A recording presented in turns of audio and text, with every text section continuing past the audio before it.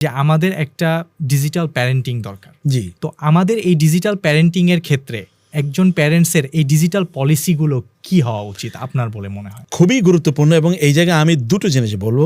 একটা যদি digital parenting guide, মানে যদি আমরা বলি যে পিতামাতা আসলে কিভাবে তাদের সন্তানদের ডিজিটাল কন্ট্রোল তারা করবে, এটা একটা দিক। আর হচ্ছে পিতামাতারও তো একটা ডিজিটাল কন্ট্রোলের প্রয়োজন আছে। এই দুটো জিনিস আমি একটা করে একটু বলতে চাই। এক নম্বর হচ্ছে যে পিতামাতার উচিত যে তাদের ঘরে একটা ডিজিটাল ফ্রি জোন তৈরি করা। এই ঘরে কোনো ডিজিটাল ডিভাইস চলবে না, যেমন একটা স্টাডি রুম, অথবা এটা তাদের নামাজের রুম, মানে এরকম কিছু একটা জোন, অথবা জোন করবে।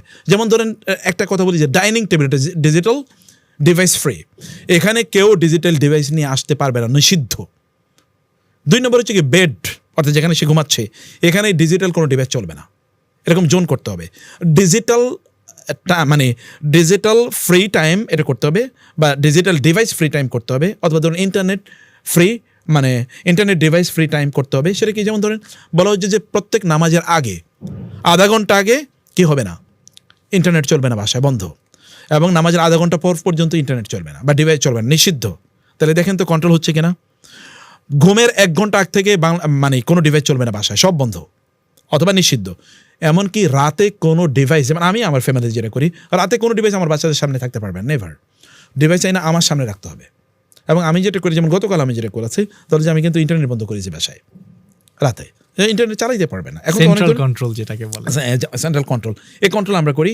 অথবা ধরুন ওই ডিভাইসগুলো আমার সাথে চলে আসবে। ওদের যে ডিভাইস আছে যেগুলো দিয়ে তারা পড়াশোনা করে, এগুলো রাতে ধরুন 10টার পরে অথবা এরকম একটা সময় আমার সামনেই থাকতে হবে, এর বাইরে ওইখানে থাকতে পারবে না।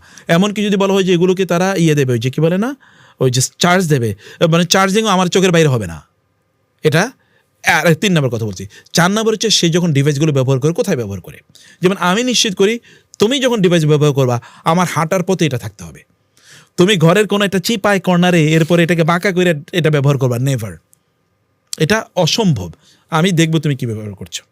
এবং যেমন আজকেও আমি বলেছি যে তোমরা কি স্ক্রলিং করে, আমি কিন্তু গিয়ে হিস্টোরিতে দেখতে পাই, বল বাবা আমার তো আমার নিজের ঢুকি, অনলাইন মানে সোর্সে ঢুকে, তোমাদের সোর্সে তো আমি যেতে পারি, যে তোমরা কোন সোর্সে যাচ্ছ যেহেতু আমি যেতে পারি। এই মনিটরিং কিন্তু লাগবে।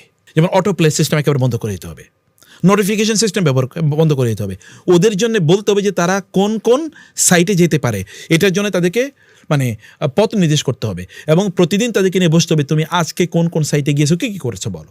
নাসিয়া তাদেরকে করা, ডিজিটাল ডিভাইসে কী কী প্রবলেম হতে পারে বা ডিজিটাল অ্যাডিকশন কীভাবে তৈরি হতে পারে, এই জিনিসগুলো তাদেরকে জানানো।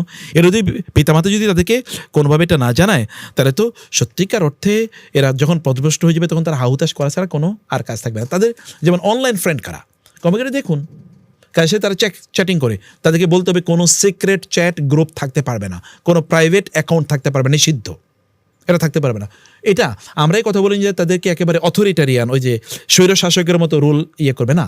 রিলেশনশিপ বিল্ড আপ করা দরকার, যেন পিতামাতাকে তারা ফিল করে মা তো আমার কল্যাণের জন্য বলছে, বাবা তো আমার কল্যাণের জন্য বলছে, তাদেরকে এরকম করা। এখন পিতামাতা কেবল কি শুধুমাত্র নসিহার মধ্যেই থাকবে?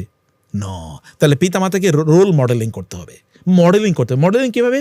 তিনি আসলে করে দেখাবেন। এক্স্যাক্টলি। একটা এক্সাম্পল বলি, টয়লেটে কি নিয়ে গিয়েছে? মোবাইল নিয়ে গেছে। তো টয়লেট বাচ্চা যদি দেখে টয়লেটে মা মোবাইল নিয়ে গেছে, বাবা মোবাইল নিয়ে গেছে, তাহলে একে আপনি কীভাবে কন্ট্রোল করবেন? টয়লেটে গিয়ে সেখান থেকে দ্রুত বের হওয়ার নির্দেশ, টয়লেটে যাওয়ার আগে আল্লাহুম্মা ইন্নী আউযু বিকা মিনাল খুবসি ওয়াল খাবাইস, মানে সবচেয়ে খারাপ জিনগুলো টয়লেটে থাকে। ও ডিভাইস নিয়ে যদি টয়লেটে যায় তাহলে আপনাকে বুঝতে হবে এখানে ড্যামেজ হয়ে গেছে। কোনো বাচ্চা যদি টয়লেটে বেশি সময় কাটায় তাহলে বুঝবেন ও কিন্তু অলরেডি ইন্টারনালি ড্যামেজড, অথবা এখান থেকে তাকে রক্ষা করতে হবে, বাঁচাতে হবে তাকে।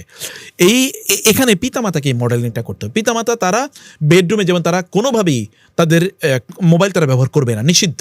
নাহলে পিতামাতা সন্তান, যে কথা আমরা বলি যে আমরা যদি যখন আজান হচ্ছে ফর এক্সাম্পল, তখন যদি আমি মোবাইল টিপাতে থাকি আর আমার বাচ্চারে বলি এই আজান হয়েছে মোবাইল টেপানো যাবে না, তখন বলবে এটা শুধুমাত্র বলতে হয়, এটা আসলে কাজের জিনিস না।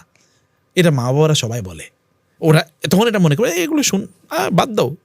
ফ্রেন্ড সার্কেল বলতে মা এরকম কয়, এগুলো আসলে আমলের জিনিস না, এগুলো আসলে বলার জিনিস। শুধু বাবাকে দেখাতে হবে আজান হয়েছে, ডিভাইস ছুঁড়ে ফেলে দিয়ে মসজিদে দৌড়াচ্ছেন, তখন সন্তান মনে করবে হ্যাঁ এটাই করতে, এটাই কি স্টাইল, এটাই পলিসি। বাবাকে দেখে সন্তানের মধ্যে ইফেক্টিভ একটা জিনিস তৈরি হবে না এই কারণে। এবং পিতামাতাকে, অতএব পিতামাতা তাদেরও কন্ট্রোল লাগবে যে তারা আসলে এটাকে কীভাবে ব্যবহার করছেন। এই যে এটা যদি আমরা পিতামাতা যদি মডেলিং না করতে পারেন, তাদের নিজেকে যদি তারা কন্ট্রোল না করতে পারেন, তারা যদি নিজেরা করে না দেখাতে পারেন, তারা যদি কেবলমাত্র অ্যাডভাইসের মধ্যে সীমাবদ্ধ থাকেন, তাহলে কোনোদিন পরিবর্তন হবে না। সে কারণে পিতামাতাকেও এই কাজগুলো করার জন্য আমরা নাসিহা করছি, আমরা নির্দেশনা দিচ্ছি আর কি।